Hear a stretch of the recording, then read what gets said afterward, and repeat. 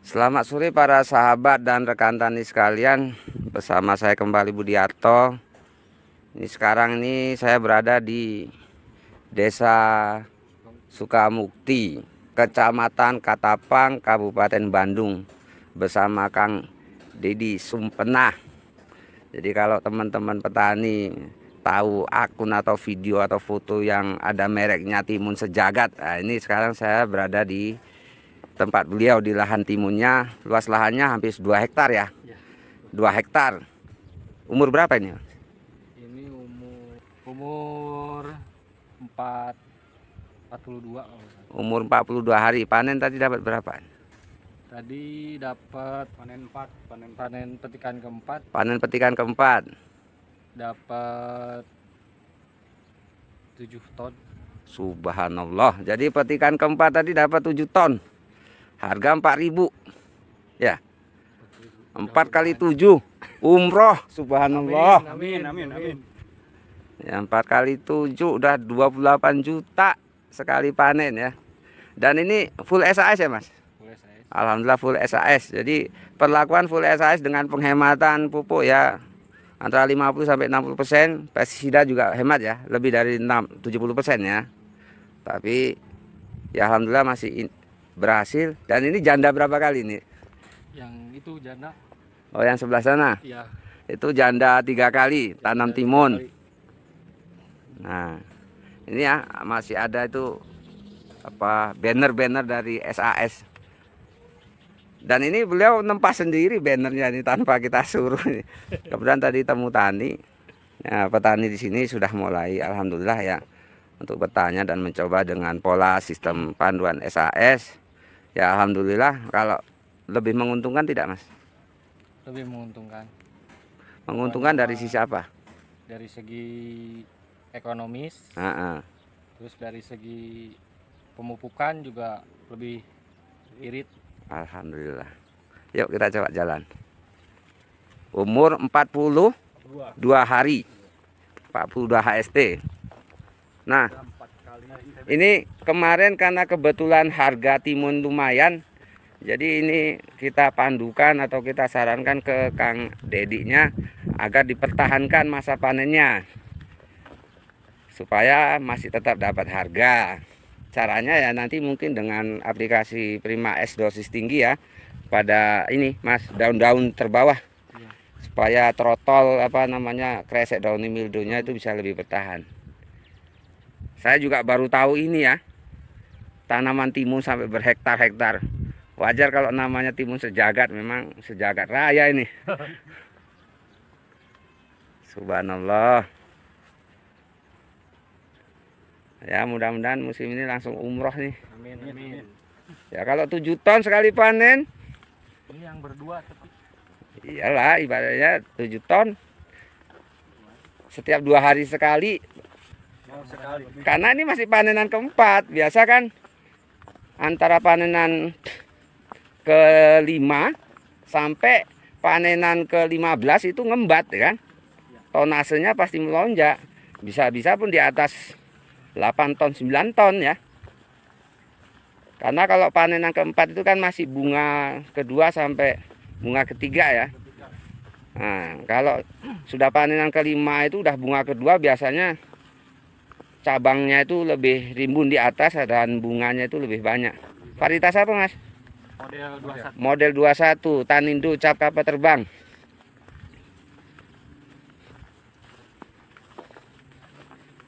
Kayak jalan tol ini timunnya nih, nggak habis-habis. Jadi ini ya sampai umur 42 hari alhamdulillah belum ada gejala downy mildew atau trotol, memang sudah diantisipasi dari awal. Biasa saya kalau Kang Didi ini nanya ada sudah mulai bercak, saya suruh pangkas itu. Tujuannya supaya tidak menular. Dan memangkas daun-daun yang sudah terkena downy mildew atau trotol ini kan selain untuk menghindari penularan juga untuk mengurangi penggunaan pestisida ataupun pupuk ya. Apalagi biasanya kalau daun-daun yang sudah kena downy mildew ini kan sudah tidak terlalu efektif untuk bisa mensuplai hasil fotosintat. Karena tanaman ataupun daun tersebut yang kena daun mildew atau trotol ini pastinya kan disibukkan untuk bisa mengeluarkan energi guna mempertahankan diri dari penyakitnya. Jadi tidak bisa diharap untuk bisa mensuplai bahan matang dari proses fotosintesa. Bismillah, semoga sukses lah. Amin. Sekiranya sampai umur 90 hari harganya 3.000 saja ini. Bisa umroh 2 kali, 4 kali ini. Amin. Sekali panen 7 ton kali 4, 28 juta. Taruh Bagi 1 hektar bagi 2. Ya 14 juta tuh kaki kerupuk oleh oke. Jadi Bapak ini? Bang, ini kakak. Oh, abang. Iya. Kakaknya Kang Didi. Dulu sampai dibully katanya ya waktu ngikutin panduan saya pertama. Pakai sabun ekonomi dulu. Iya. Mas ada mau ditanyakan? Kok bawa bunga kol? Udah kelamaan Heeh. buahnya gitu nggak mulus gitu kan, ada yang mungkin kekurangan apa, biasanya kekurangan apa itu dari makanan. Kalau bengkok itu biasanya Jadi, sudah gitulah jadi. pastinya kekurangan unsur hara, karena biasa semakin tua tanaman itu daun-daunnya itu semakin kurang agresif untuk memproduksi makanan bagi buah. Nah, disitulah peran pupuk sekelas Dopstar karena bahan matang sehingga bisa mensubsidi. Itu yang pertama. Yang kedua, pada umumnya petani timun kalau tanaman sudah tua itu membiarkan daun-daun tua itu di bawah ternaungi, atau bahkan yang kena kresek itu ya, trotol, daun mildew itu menghabiskan energi. Ini sebagai contoh, apabila kaki kita ini kena paku, kena tetanus, segala aktivitas kita jadi terhambat kan. Coba kalau diamputasi, hanya butuh tongkat, kita masih bisa berjalan. Kan gitu. Kalau tetanus kan sampai ke ubun-ubun sakitnya. Akhirnya lah. Maksud saya, apa salahnya sih habis panen? Panen 2 hari sekali. Ya, 2 hari sekali. Nanti misalnya kalau tenaga panen hari ini 20 orang dengan luasan 1 hektar.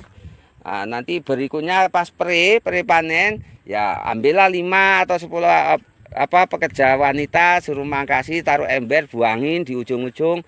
Itu bisa mengawetkan kondisi tanaman. Nah, semakin banyak daun-daun tua yang tidak bermanfaat apalagi mengering di tanaman, itu akan mempercepat proses penuaan. Karena apa? Ya, setiap daun punya masa waktunya mulai hidup ya sampai mati. Dan dia akan terganti dengan daun-daun yang lebih muda.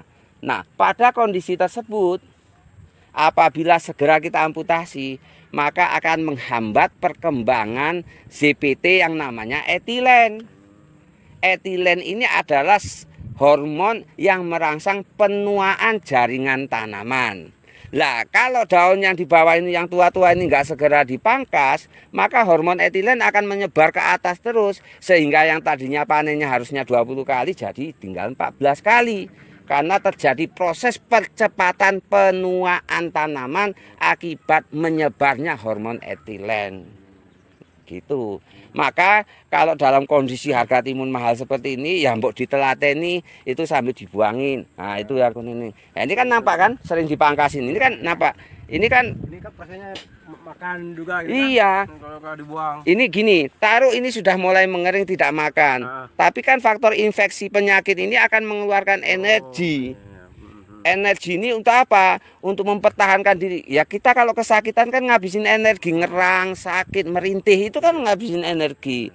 Ya tanaman juga seperti itu. Ya sambil jalan, nampak satu dipangkas seperti ini.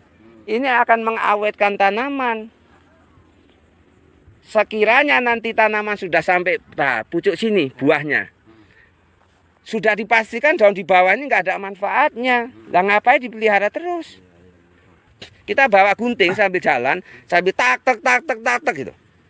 Jadi beban untuk menghidupi daun-daun tua itu menjadi nggak ada, sehingga dia terfokus pada pembentukan buah. Lah orang tanaman timun ini kalau 1 biji ada 2 daun aja bisa besar kok.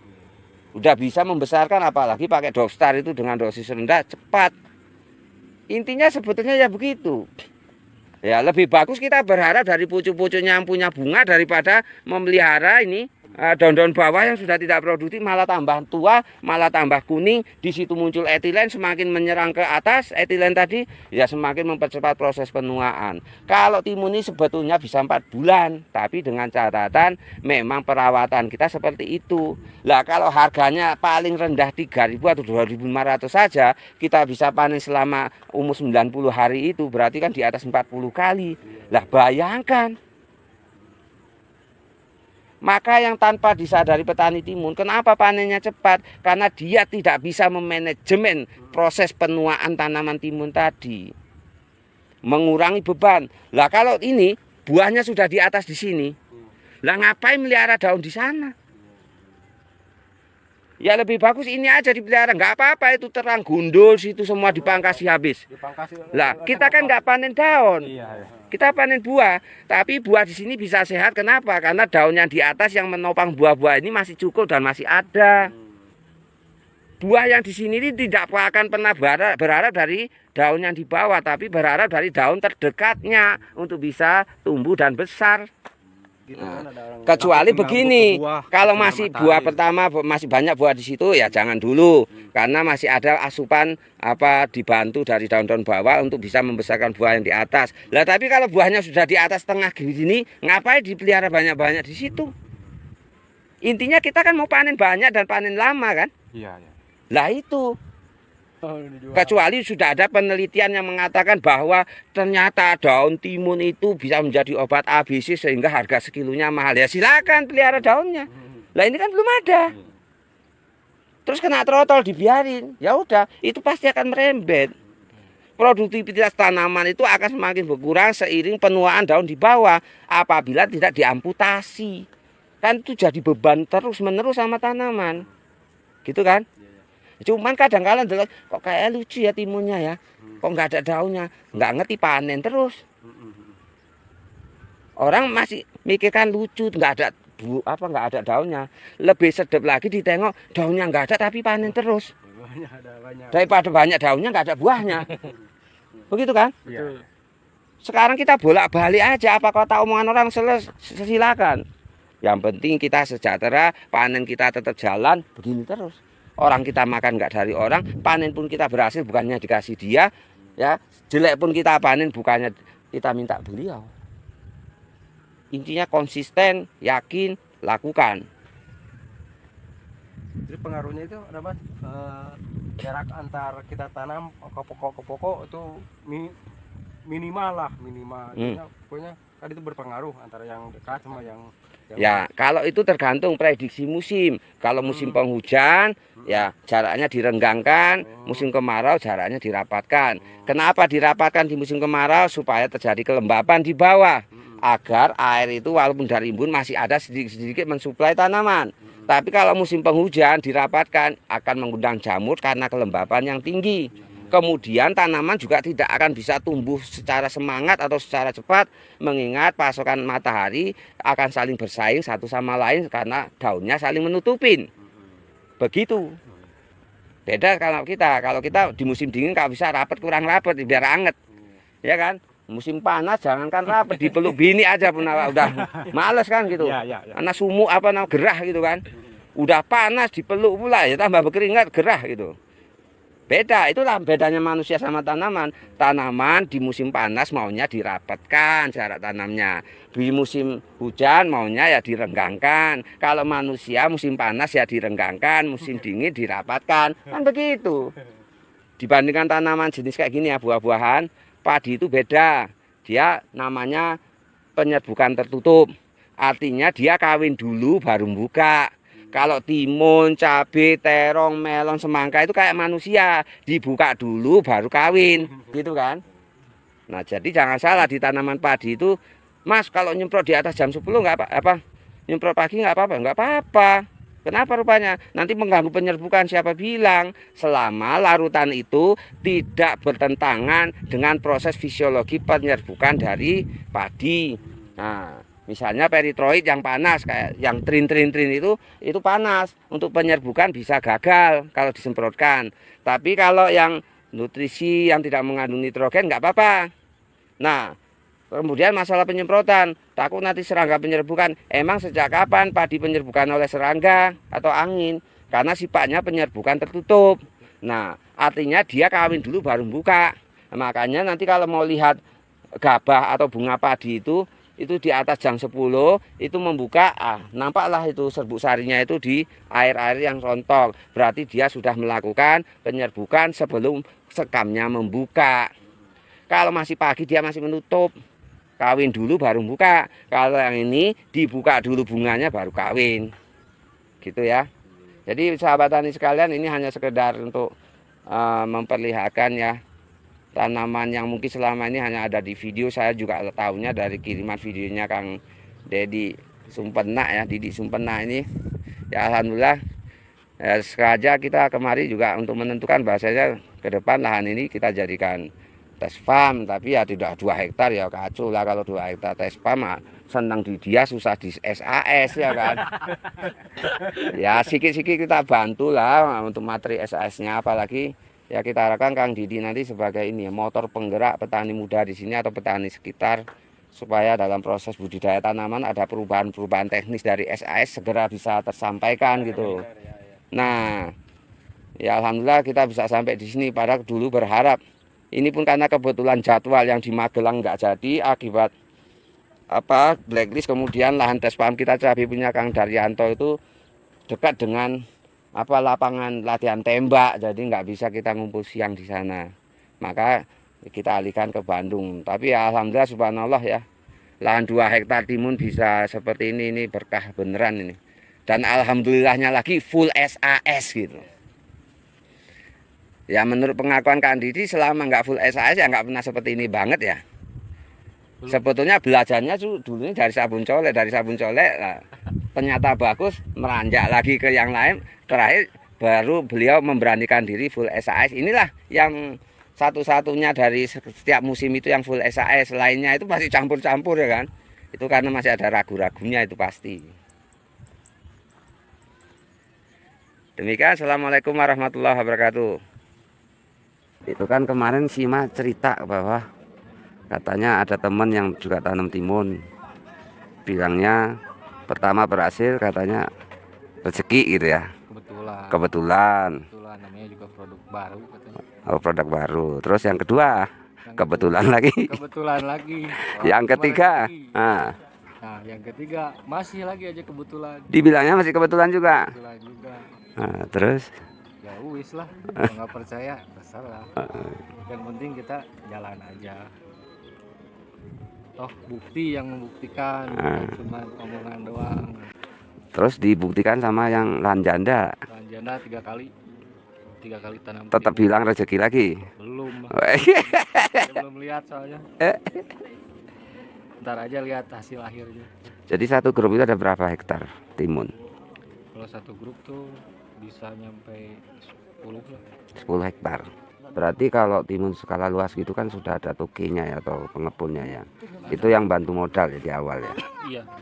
Berarti modal dari beliau semua. Kita yang kelola gitu. Kita yang kelola. Pembagiannya gimana? Nanti aja pas akhir kita dapat untung berapa. Enak gitu ada yang modal ini. Bener. Cuman kita ya istilahnya mah bos mah nggak, paling mantau aja. Cuman kalau misalkan ada petani yang ngeyel baru dia yang turun. Tapi kalau jadi bos itu udah tahu kita pakai SAS gitu? Enggak. Pernah pengepulnya pernah cerita waktu kemarin pas cobain obat yang dari Didi konsul gitu. Oh ada anggota yang lain tanam timun gitu ya, dia kan istilahnya ada trouble lah. ada masalah di tanamannya. Nah, suruh sharing konsultasi sama Kang Didi gitu ya, pakai apa SAS itu ada obat baru katanya gitu. Nah, saya jelasin, ada yang coba, ada yang nggak percaya, ya udah. Tapi yang pas nyoba alhamdulillah berhasil. Balik lagi pakai lagi. Iya, kemarin juga nanyain lagi. Itu yang sebelahan sampai yang kan berdua kongsinya. Iya. Itu udah lama pakai? Udah dari pas udah berapa periode ya? Udah 2 periode ini. Udah dua periode dia pakai. Pertama jadi dibilang pengepul itulah ya. Coba tanya sama Kang Didi, karena 3 kali ini dia bagus terus gitu ya. Iya. Udah 3 kali. Saya berapa kali? Padahal itu senior Senior lah. pakar ya. Udah berapa tahun dia. Di situ katanya ada pakar timunnya, Ada. tapi nggak diundang ya. Udah undang. Oh, nggak datang dia. Datang. Udah merasa pinter kali.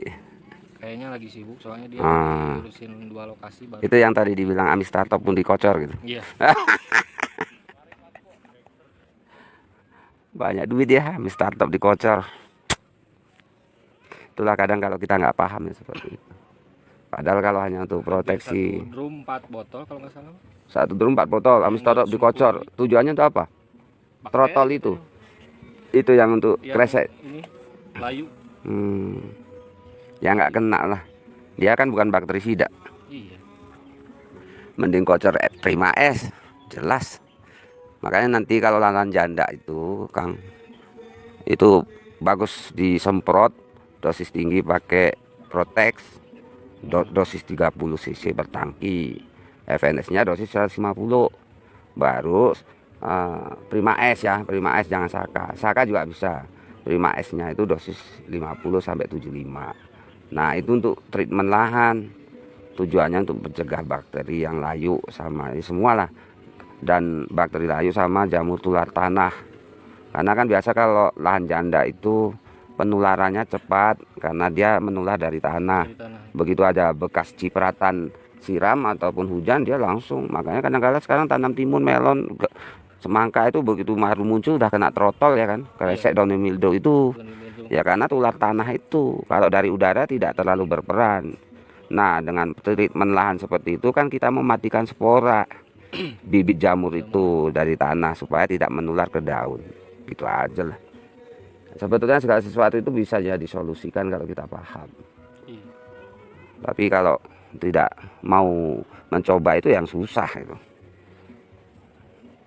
Kadang petani ini kan egois, lebih merasa pengalaman dia itu lebih ini kan. Padahal dengan situasi sekarang ini kita butuh banyak teman sharing supaya bisa ini saling bertukar pengalaman gitu kan. Iya.